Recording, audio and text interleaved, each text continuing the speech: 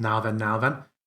I've been asked to do a Foundry showcase for what I did for the Old Bonegrinder. This isn't going to be a long video. I wasn't using Foundry when I ran the Old Bonegrinder. And I don't know how you could make it good, no matter what you do. This is my map of the Old Bonegrinder. It's one scene that I've split into 4.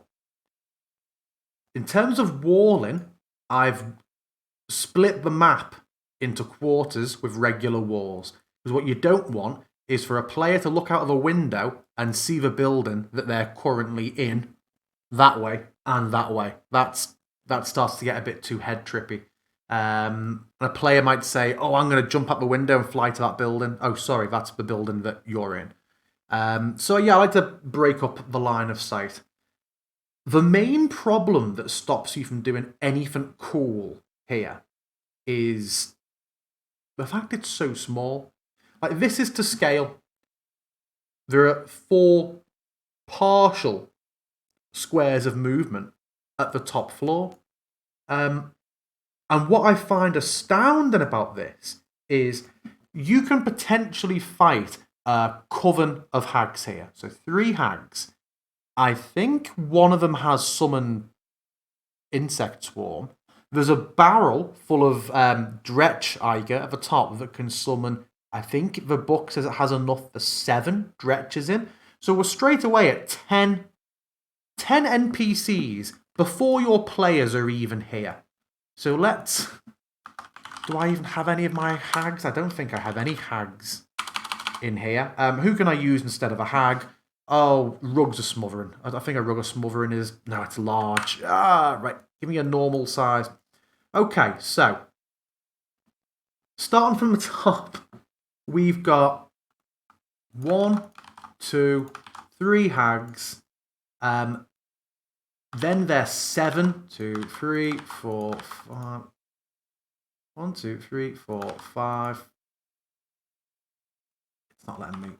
5, 6. So obviously they're not all going to be on one floor. 7. So that's how many enemies are here. If they summon nothing else, let's presume you have a group.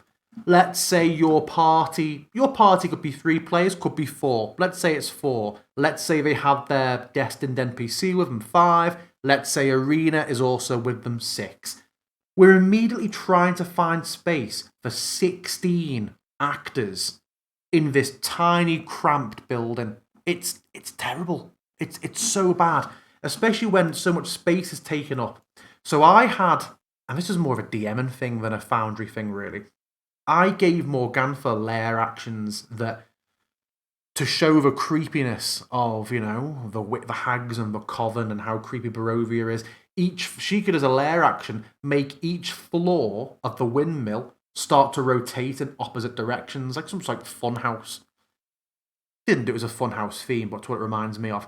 The good thing about that is it described the staircases as closing off. So instead of trying to juggle a battle across this horrible map, I kept locking it down into smaller, contained fights.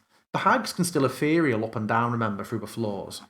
So if I were running this in Foundry now, I would perhaps not put multi-level tokens to teleport players on the staircases on a map as small as this.